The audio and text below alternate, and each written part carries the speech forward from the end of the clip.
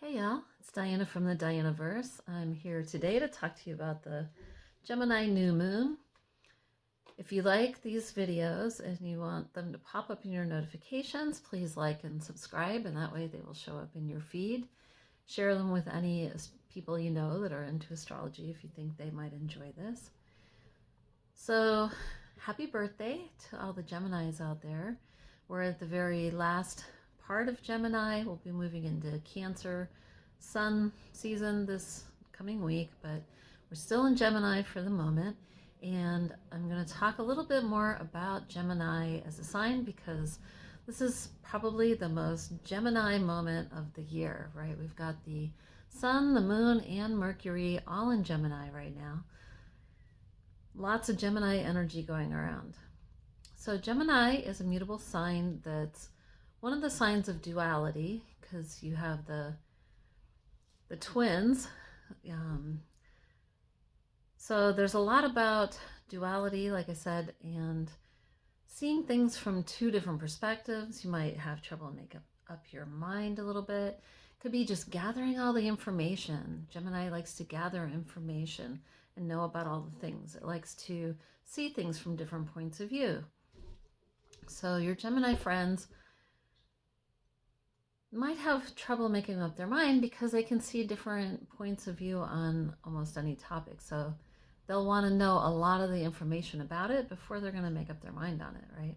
This can also be things like seeing things from within yourself related to the outside world. That's a type of duality also. Or spirituality, what's above, with what's below, which is the earthly plane, and how those two things come together.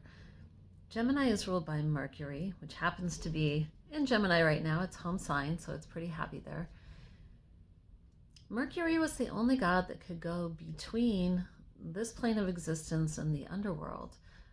Pluto could find him interesting. He always carried news back down to the underworld, and then he would go back up to the regular world and he would carry the information that was kind of hidden information back up to the surface too. So there's been a lot of things in the news about things coming to light that were previously maybe unknown. So you see things like that going on. It can be how you feel inside yourself related to how you want to be in the world, how you interact with other people. You can be different people with different people, right? Depending on what the situation is.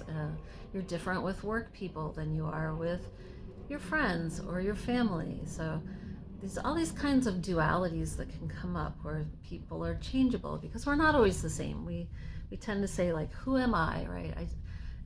Identify ourselves and our values and what we want to do in life, but those things are actually always changing. That's why Gemini is a mutable sign. So we've got the sun and the moon, so it's like all of this review. You might have noticed last week being super busy, and it has been, right? At least it was for me and for a lot of people I know. We've got the opposite side would be Sagittarius. So I've talked before about if you're feeling overwhelmed with whatever the current transits are, you can look to the opposite side of the astrological wheel and use the energy there to ground yourself. So that would be late Sagittarius. So if you look at the qualities of, let's say, a very adult Sagittarius, their values are known to them, how they see the world, what they think would be the best way to do things. So you can kind of balance out some of that Gemini energy with that. Like if you're getting too scattered and too many things going on, come back to your center, to your core values, what you're trying to aim for, because sometimes we can go off and then we're off track, right? We did this, and then somehow we've gotten way off track. So you can come back to whatever your goals were and whatever you set for yourself at the full moon that we had 2 weeks ago in Sagittarius, the things that were going on that you were focused on, because Sagittarius is about focus. He's drawing that bow, and you can use that to get yourself grounded again in the Gemini energy. So as I said in my last video, when we had that Sagittarius full moon, we've got our new moons coming after the full moons right now. What that means is that the full moon will happen in an earlier degree of the sun sign, and the new moon's not coming till almost the very end of the sun sign. So it's like things come up, they get big, and then we get to decide afterwards how we want to change our approach to that. And Gemini is a perfect time to do that because it's a mutable sign and it's easier to change our minds, change our actions, gather more information about something, and then set a goal again, right? And take off. So whatever we set now, it'll be popping back up maybe into our consciousness at the next full moon, but we're also just reflecting back on the full moon before. I hope that all made sense. It's a cycle, you know, it kind of goes in a circle in a way. We've also got Venus that just went retrograde in Leo. We've got Venus and Mars almost conjunct in Leo. Venus is going retrograde, so that can be our values and our financial goals we have to go back over to make sure they really fit us, right? In Leo, you want to be expressing your creativity, you want to be really shining in what you're doing. So if you're doing something that you're not really invested in or you're not that happy with, this is going to bring you back over that to emphasize how you don't necessarily like that. We've got Saturn that also just went retrograde. So that's in Pisces. That's more of an emotional, it's a water sign in Pisces, also a sign of duality. So it can be things going in two directions. And what I've seen playing out for me and for some other people that I know has been a lot of things, you know, Saturn is about the material world. So it's been things happening that cost money, not fun, right? A friend of mine got her purse stolen. I had a car accident, which it was two cars were both pulling out of parking spots at the grocery store. I looked before I pulled out. I didn't see anyone. I was just about to shift to drive, go forward. She also said, the person that I had an impact with, that she also looked, she said, and, you know, same scenario. We both had the same scenario. Who's at fault? It was a little hard to tell. I feel like I looked and there was no one there, but she also felt the same way. And so our insurance companies decided that was a 50-50. We each have to pay half of the repairs. So that's, you know, duality. There we are in our Gemini season, right? And Saturn, because that's our material structures that we're, and we also have Uranus that's still in Taurus. It's been there for a long time, but that's like sudden physical things because it's in Taurus. So I've had more than one car accident during Uranus and Taurus, and I'm a very cautious driver normally. So these things pop up.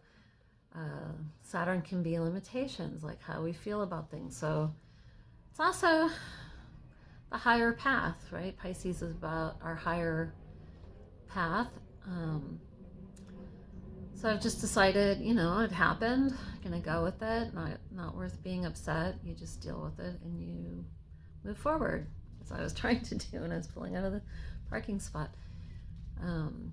Pisces can also be about checking out. If you weren't paying attention for a second, my insurance company, her insurance company, asked me, did you see her? I said, no. Well, she hit me, so I wasn't looking in the rearview mirror at right that second because I was about to pull forward. I didn't see her to honk or whatever. So the things that we miss and we have to go back over then because now it's a thing, right?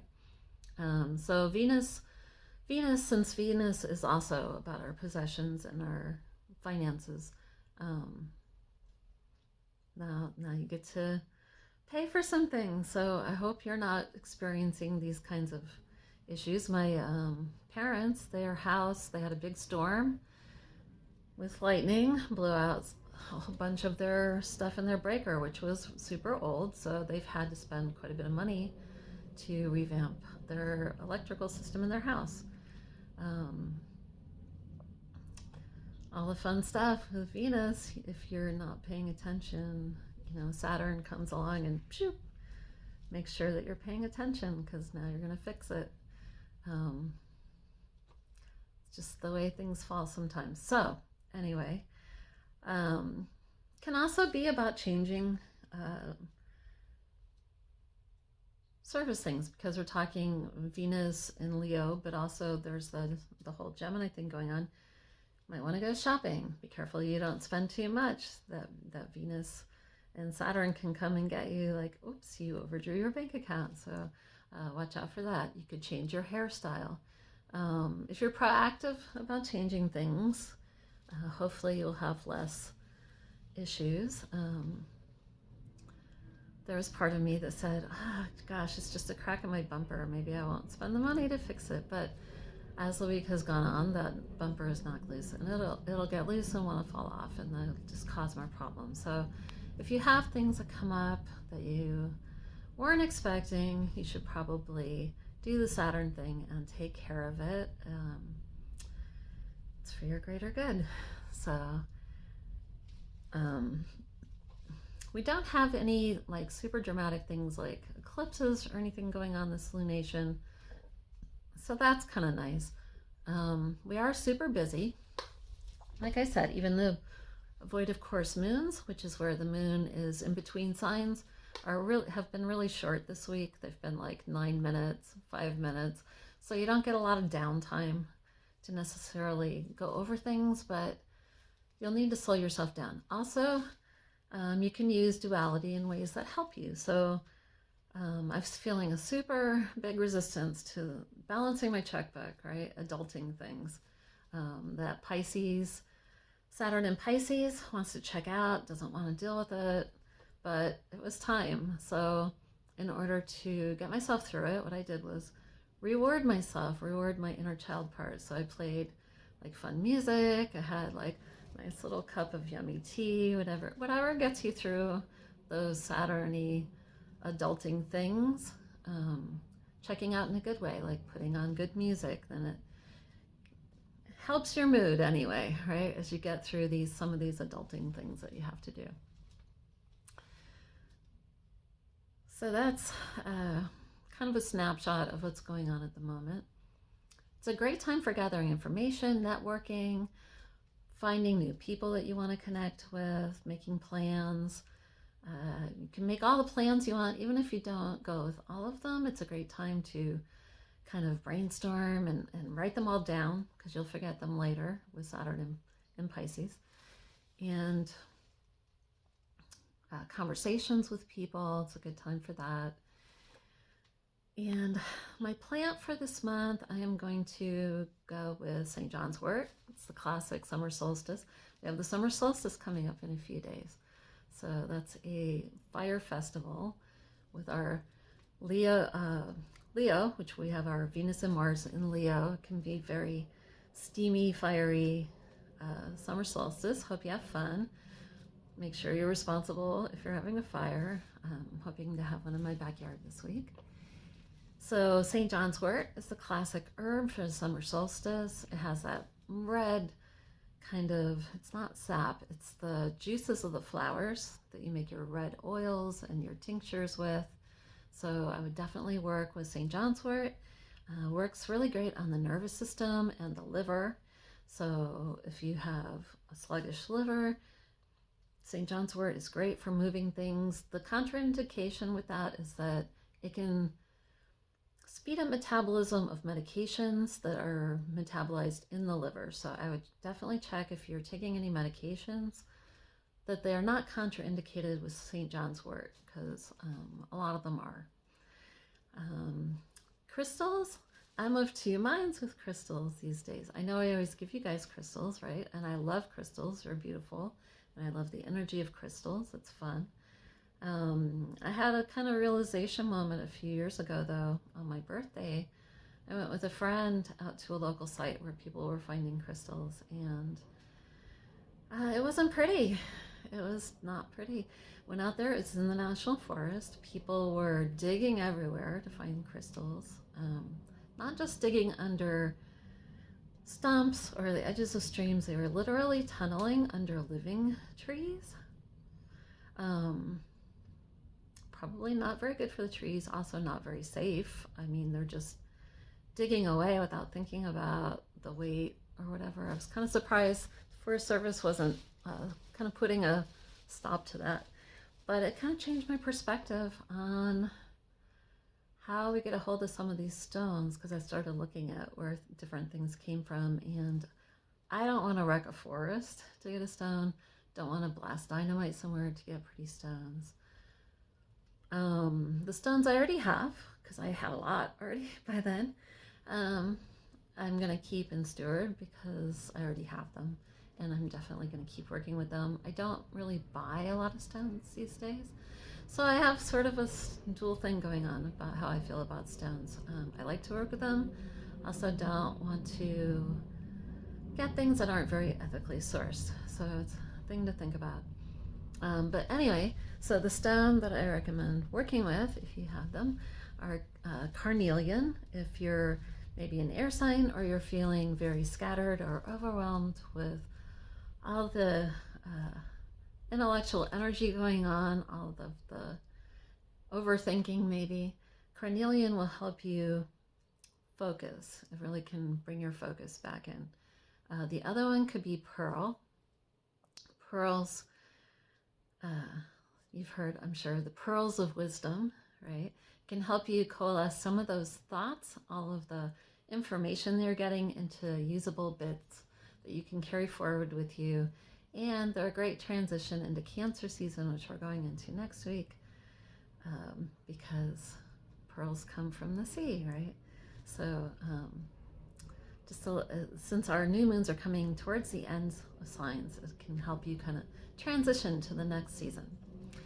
All right, that's what I have for today, and I hope you enjoy these videos, and I will see you in a couple weeks for the new moon. Or not the new moon, the full moon. The full moon. This is the new moon. All right, take care, y'all. Bye-bye.